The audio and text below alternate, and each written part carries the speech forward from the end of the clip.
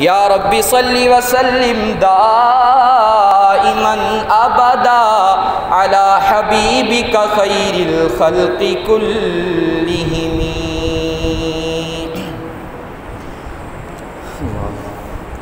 احباب کرام، اللہ رب العزت کا بے حد و بے انتہا شکر ہے کہ اس ذات بابرکات نے آج ہم سب کو جمعۃ المبارک کے مقدس اور بابرکت دن میں کچھ دیر اپنے گھر مسجد میں آ کر اپنا مقدس دین سننے کی توفیق عطا فرمائی۔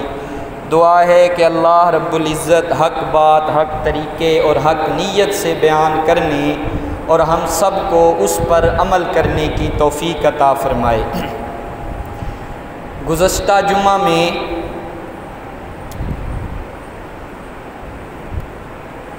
شہید مدینہ جناب سیدنا عثمان غنی رضی اللہ تعالی عنہ کے فضائل و مناقب آپ حضرات کے گوش گزار کرنے کی سعادت حاصل ہوئی تھی۔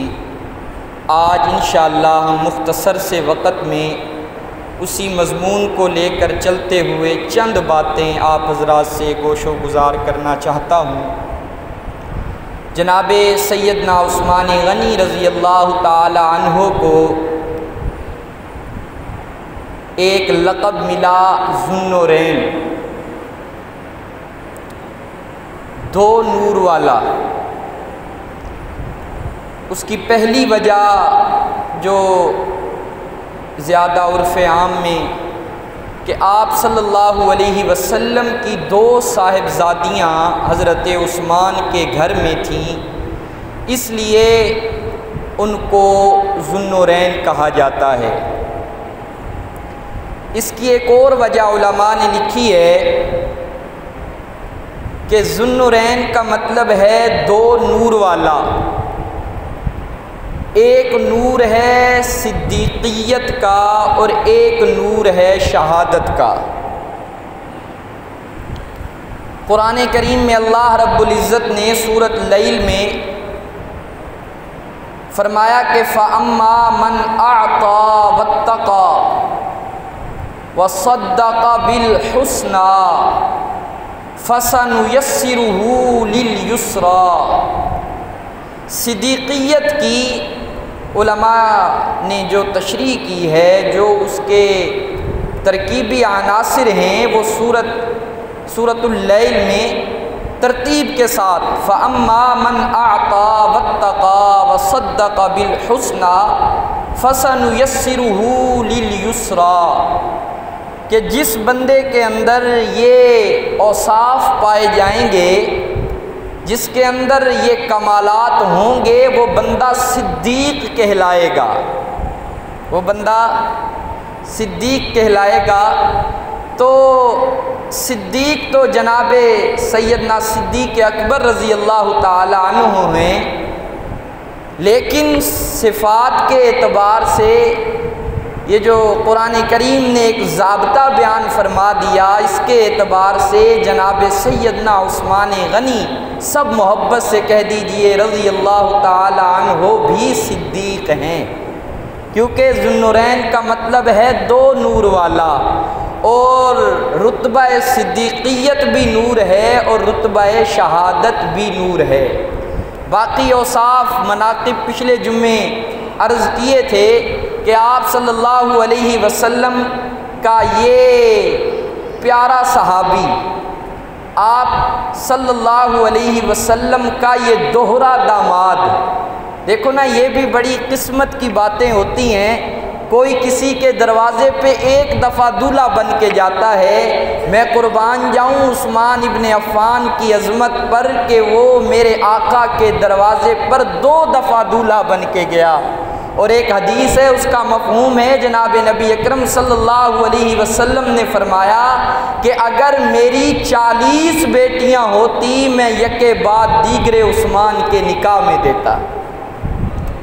جناب سیدنا عثمان غنی رضی اللہ تعالی عنہ کی سخاوت زمانہ اسلام سے پہلے بھی مشہور تھی، اور زمانہ اسلام یعنی کہ جب اسلام آ گیا، یہ خوبی تو آپ کے اندر پہلے سے موجود تھی۔ جب اسلامی تعلیمات شامل ہوئیں تو اللہ پاک نے آپ کی اس خوبی کو مزید 4 چاند لگا دیے۔ مکہ کے مشرک جو بھی اسلام نہیں لائے تھے، وہ بھی حضرت عثمان کو اپنا محسن سمجھا کرتے تھے کہ عثمان ہمارا محسن ہے، عثمان ہمارا خیر خواہ ہے۔ لکھا ہے کہ اپنی معلومات میں جب تک سیدنا عثمان غنی رضی اللہ تعالی عنہ کسی بھوکے کو کھانا نہ کھلا دیتے تب تک خود کھانا نہیں کھایا کرتے تھے۔ وَكِسْوَةُ الْعُرْيَانِ، اور اپنی معلومات میں جب تک کسی نادار کو کپڑے نہ پہنا دیتے اس وقت تک خود کپڑے نہیں پہنا کرتے تھے۔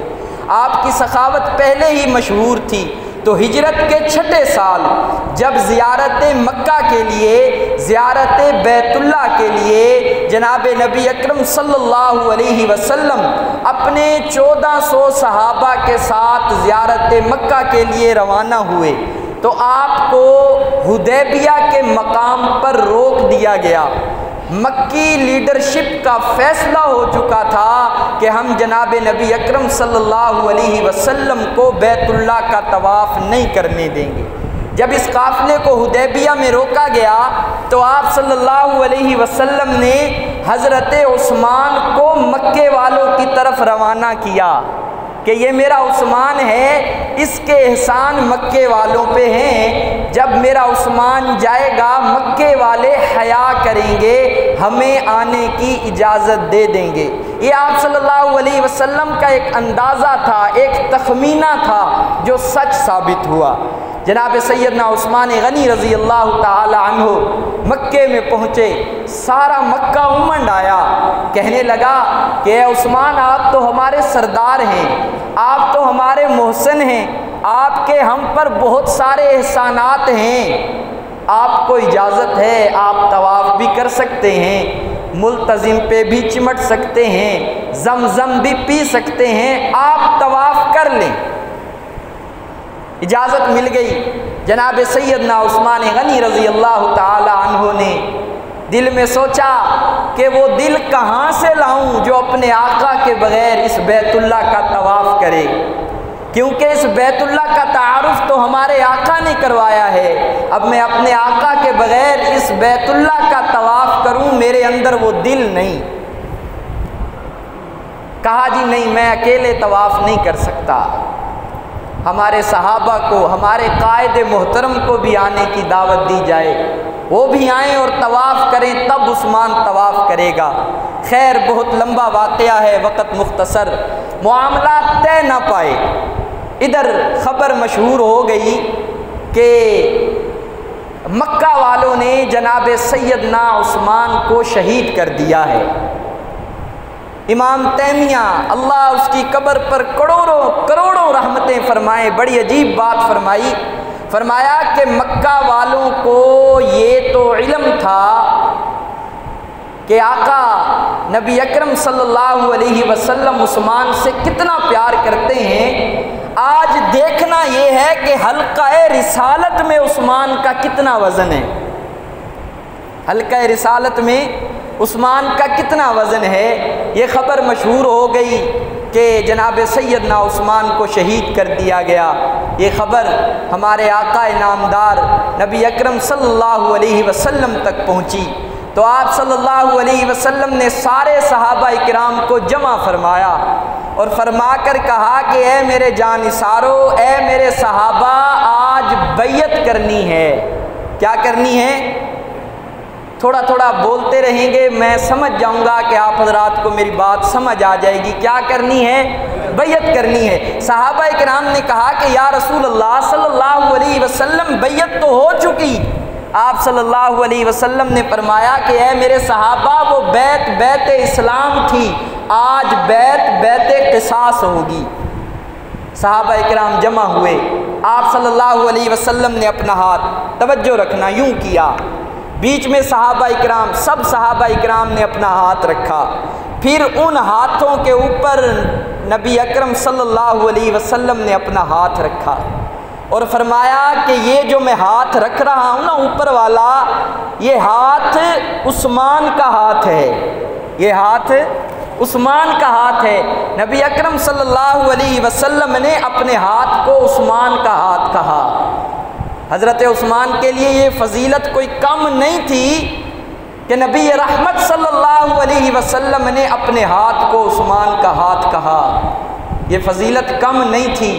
لیکن میں قربان جاؤں، عثمان اتنی عظمتوں والا، عثمان اتنی فضیلتوں والا، عرش سے آواز آئی، اللہ کا قرآن کہتا ہے، توجہ کرنا، رب العالمین نے فرمایا ان الذین یبایعونک انما یبایعون اللہ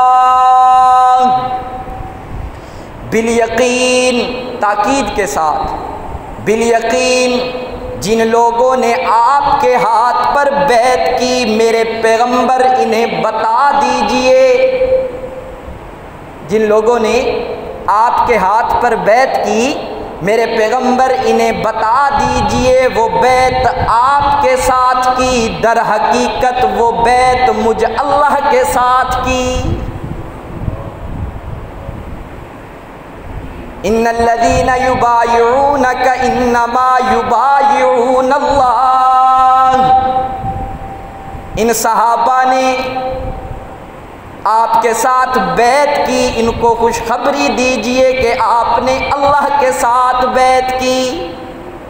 اور پھر جب آپ صلی اللہ علیہ وسلم نے فرمایا کہ یہ اوپر والا ہاتھ میرا ہے مگر یہ میں عثمان کی طرف سے رکھ رہا ہوں، اللہ رب العزت نے فرمایا ید اللہ فوق ایدیہم، کہ یہ اوپر والا ہاتھ میرا ہے۔ کتنی عظمت، میں کوشش کر رہا ہوں کہ آپ کو بات سمجھاؤں۔ پہلے جناب نبی اکرم صلی اللہ علیہ وسلم نے فرمایا کہ یہ ہاتھ عثمان کا ہے، پھر اب اللہ نے فرمایا ید اللہ فوق ایدیہم، کہ میں اللہ اعلان کرتا ہوں کہ یہ ہاتھ میں عثمان کی طرف سے میں اللہ رکھ رہا ہوں۔ اتنی عظمتوں والا عثمان۔ اور یہاں پہ ایک عقیدے کی بات بھی سمجھیے، اب خبر مشہور ہوئی کہ حضرت عثمان کو شہید کر دیا گیا۔ 1400 صحابہ اکرام نے آپ صلی اللہ علیہ وسلم کے ہاتھ پر بیعت کی۔ اگر آپ صلی اللہ علیہ وسلم غیب کا علم رکھتے تو کیا ان 1400 صحابہ اکرام کی بیعت لیتے؟ یہ تو بعد میں خبر آ گئی تھی کہ حضرت عثمان زندہ ہیں، کیا صحابہ اکرام نے کوئی چیم گوئی کی کہ خدا نہ خواستہ ہم اپنے آقا کے ہاتھ پر بیعت نہ کرتے تو ظاہر ہے ان کی عاقبت بھی تو خطرے میں چلی جاتی؟ تو یہاں سے ایک ہمیں عقیدہ مل گیا کہ عالم الغیب کون ہے؟ اللہ۔ عالم الغیب کون ہے؟ اللہ۔ ہاں جی، رب العالمین نے فرمایا ید اللہ فوق ایدیہم، کہ اوپر والا ہاتھ مجھ اللہ کا ہے۔ میں قربان جاؤں عثمان ابن عفان کی عظمت پر کہ جس درخت کے نیچے بیٹھ کر بیعت ہوئی، اللہ پاک نے اس درخت کو بھی قرآن میں جگہ عطا کر دی۔ اور ادھر عثمان نے مکہ میں ہتھ کڑیاں پہن کر 1400 صحابہ کرام کو دنیاوی زندگی میں جنت کے ٹکٹ عطا کروا دیے۔ لقد رضی اللہ عن المؤمنین اذ یبایعونک تحت الشجر، کہ میں محبوب میں ان صحابہ سے راضی ہو گیا جنہوں نے اس درخت کے نیچے آپ کے ہاتھ پر بیعت کی ہے۔ یہ عثمان کی شان ہے، یہ عثمان کی عظمت ہے۔ اور پچھلے جمعے میں نے عرض کیا تھا جناب سیدنا عثمان غنی رضی اللہ تعالی عنہ نے شہادت سے قبل 2 خطبے دیے۔ پہلا خطبہ آپ نے شہادت سے غالباً 3 یا 4 روز پہلے دیا، اپنے گھر کی چھت پر کھڑے ہو کے۔ میرے بھائیوں، مسجد کے ممبر پر بیٹھ کر خطبہ دینا آسان ہے، پریزیڈنٹ ہاؤس میں بیٹھ کر اپنا بیان جاری کرنا آسان ہے، مقتل میں کھڑے ہو کر بات کہنا بہت مشکل ہے۔ چاروں طرف محاصرہ ہے۔ جناب سیدنا عثمان غنی رضی اللہ تعالی عنہ اپنی چھت پر گئے اور وہاں پر کھڑے ہو کر جن لوگوں نے محاصرہ کیا ہوا تھا ان کو مخاطب ہو کر ایک خطبہ دیا۔ پہلا سوال کیا، قاری صاحب آپ سو رہے ہیں۔ پہلا سوال کیا کہ آپ مجھے کس وجہ سے قتل کرنا چاہتے ہیں؟ پہلا سوال کیا تھا یار؟ بلند آواز سے، کس وجہ سے قتل کرنا چاہتے ہیں؟ اسلام میں 3 وجہ سے قتل کرنا جائز ہے۔ پہلی وجہ یہ کہ اگر کوئی بندہ مرتد ہو جائے، اپنے دین اپنے مذہب سے پھر جائے تو بھی اس کو قتل کرنا جائز ہے۔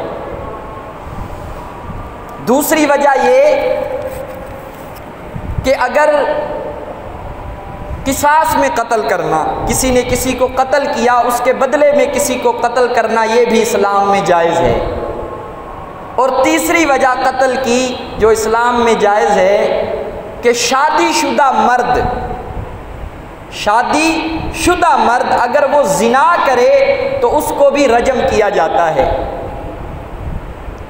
تو حضرت عثمان نے کہا میرے اندر تو یہ تینوں، نہ تو میں مرتد ہوا ہوں، نہ میرے اوپر کوئی قصاص ہے، باقی رہی حیا کی بات تو میری حیا، اللہ اکبر، حضرت عثمان غنی کی حیا، نبی رحمت صلی اللہ علیہ وسلم نے یوں تو نہیں کہہ دیا فاصدقہم حیاء عثمان۔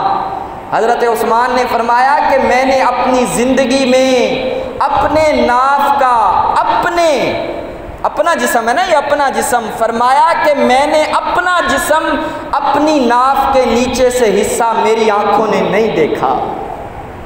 اگر آپ ذوق میں آؤ تو ذوق حیا کا ایک نقشہ میرے ذہن میں آ گیا۔ مسلم شریف کی روایت ہے، جناب سیدنا عائشہ صدیقہ رضی اللہ تعالی عنہا روایت کرتی ہیں، فرمایا عن عائشہ قالت کان رسول اللہ صلی اللہ علیہ وسلم مضطجعا فی بیتی کاشفا عن ساقیہ۔ آپ صلی اللہ علیہ وسلم اپنے گھر میں تشریف فرمائے بیٹھے ہیں، آپ کی پنڈلی سے کپڑا ہٹا ہوا ہے، آپ کی پنڈلی سے کپڑا ہٹا ہوا ہے۔ فاستأذن ابو بکر، جناب سیدنا ابو بکر صدیق رضی اللہ تعالی عنہ آئے اور اجازت طلب کی۔ فأذن له، آپ صلی اللہ علیہ وسلم نے انہیں اجازت مرحمت فرمائی۔ فاستأذن عمر، پھر جناب سیدنا عمر فاروق رضی اللہ تعالی عنہ آئے، اندر آنے کی اجازت چاہی۔ فأذن له، آپ صلی اللہ علیہ وسلم نے اندر آنے کی اجازت مرحمت فرمائی۔ ثم استأذن عثمان بن عفان، پھر جناب سیدنا عثمان غنی رضی اللہ تعالی عنہ تشریف لائے، آپ نے اندر آنے کی اجازت طلب فرمائی۔ فجلس رسول اللہ، رحمت عالم صلی اللہ علیہ وسلم نے فرمایا کہ عثمان کو کہو ذرا ٹھہرے، عثمان کو کہو ذرا ٹھہرے۔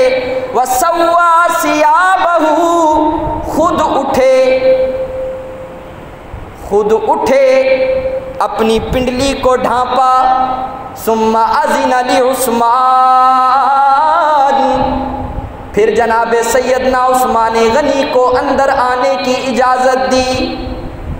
جب حضرت عثمان چلے گئے، فَإِذَا خَرَجَ عثمان بن عفان قالت عائشہ یا رسول اللہ صلی اللہ علیہ وسلم دخل ابو بکر وعمر فلم تہتش ولم تبالی وَإِذَا دخل عثمان بن عفان۔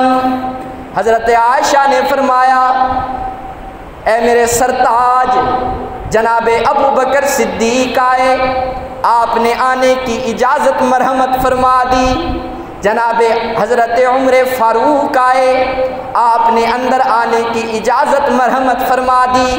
اور جب حضرت عثمان آئے، آپ نے کہا کہ ذرا عثمان کو کہو ذرا دروازے پر ٹھہرے۔ آپ کھڑے ہوئے، آپ نے اپنے کپڑے ٹھیک کیے۔ فجلست وسویت ثیابک فلم یا رسول اللہ۔ حضرت ابو بکر صدیق آئے، آپ نے کوئی تکلف نہیں فرمایا۔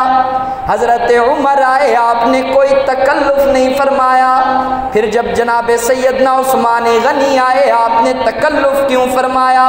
فقال رسول اللہ صلی اللہ علیہ وسلم، رحمت عالم نے فرمایا کہ عائشہ، الا استحیی من رجل تستحیی منہ الملائکہ، کہ عائشہ میں فرش زمین پر اس عثمان کا حیا کیوں نہ کروں جس عرش برین پر رحمت کے فرشتے عثمان کا حیا کرتے ہیں۔ حضرت عثمان نے فرمایا کہ حیا کا تو یہ معاملہ ہے، پھر مجھے کیوں قتل کرتے ہو؟ تو انہوں نے کہا جی، الزام لگایا کہ آپ اقربا پرور ہیں۔ پہلا الزام یہ لگایا کہ آپ نے بیت المال کے مال میں خرد برد کیا ہے۔ تو جناب سیدنا عثمان غنی رضی اللہ تعالی عنہ نے فرمایا کہ میں تو خود اتنا مالدار ہوں، میرا اپنا ذاتی مال اتنا ہے جو میں نے اپنے اقربا میں تقسیم کیا ہے، اپنے عزیز و اقارب میں تقسیم کیا ہے، اور اس وقت میری یہ حالت ہے، میں اتنا غریب ہو چکا ہوں کہ میرے پاس صرف ایک اونٹنی ہے جو میں نے اپنے سفر کے لیے رکھی ہوئی ہے، اور میرے پاس صرف ایک غلام ہے جو میری خدمت کے لیے گھر پر میرا ذاتی غلام ہے۔ فرمایا کہ آپ اقربا پرور ہیں، آپ نے اپنے عزیزوں میں عہدے بانٹے ہیں، بیت المال کا مال تقسیم کیا ہے۔ جناب سیدنا عثمان نے ان کی باتوں کے جواب دیے، لیکن ان سے کوئی جواب نہ بن سکا۔ پھر جہاں تک رہا بنو امیہ کے منصب کا تعلق، جناب سیدنا امیر معاویہ رضی اللہ تعالی عنہ کو گورنر جناب سیدنا فاروق اعظم نے بنایا تھا۔ جناب سیدنا فاروق اعظم کے بعد خلافت آئی جناب سیدنا عثمان غنی کی، تو فرمایا کہ امیر معاویہ کو گورنر تو حضرت فاروق اعظم نے بنایا تھا، میں نے تو ان کی ترتیب کو برقرار رکھا، ان کو میں نے خود اپنی طرف سے گورنر نہیں بنایا تھا۔ باہر کے بہت سے سوال ہوئے، اور یہ بھی جناب سیدنا عثمان غنی نے کہا کہ جب مسجد نبوی کی جگہ تھوڑی پڑ گئی، آپ صلی اللہ علیہ وسلم نے توسیع کا اعلان کیا کہ مسجد میں جگہ ملانی ہے، تو وہ مسجد میں عثمان نے خرید کر وقف کی تھی۔ آج آپ نے مجھے اس مسجد میں 2 رکعت نماز پڑھنے سے روک دیا۔ وہ بیر روما کا کنواں جو ایک یہودی کی ملکیت تھا، آپ سب بھی پانی کے لیے ترستے تھے، وہ کنواں میں نے اپنے پیسوں سے خرید کر وقف کیا۔ آج آپ نے مجھ عثمان پر اس کنویں کا پانی مجھے پینے نہیں دیا۔ جب موقع آیا تبوک کا، آپ صلی اللہ علیہ وسلم نے اعلان جنگ فرمایا۔ پچھلے جمعے عرض کر چکا ہوں کہ حضرت عثمان نے سخاوت کے دریا بہا دیے۔ پھر میرے بھائیوں، جناب سیدنا عثمان غنی نے جس دن ان کی شہادت ہوئی، اس دن انہوں نے ایک آخری خطاب فرمایا کہ میں آپ کو اللہ کے سپرد کرتا ہوں، اور میں اللہ سے دعا کرتا ہوں کہ اللہ پاک آپ پر اچھی خلافت لائے۔ میں آپ سب کو معاف کرتا ہوں۔ جمعے کا دن تھا، سفید لباس پہنا، نماز عصر ادا کی، قرآن کریم کی تلاوت کرنا شروع کر دی۔ وہ دیوار پھلانگ کے اندر داخل ہوئے۔ جناب سیدنا عثمان غنی کو اس بے دردی کے ساتھ شہید کر دیا گیا۔ دعا ہے اللہ پاک ہمیں جناب سیدنا عثمان غنی رضی اللہ تعالی عنہ کے نقش قدم پر چلنے کی توفیق عطا فرمائے۔ اللہ پاک میرا، آپ کا، ہم سب کا حامی و ناصر ہو۔ وآخر دعوانا ان الحمد للہ رب العالمین۔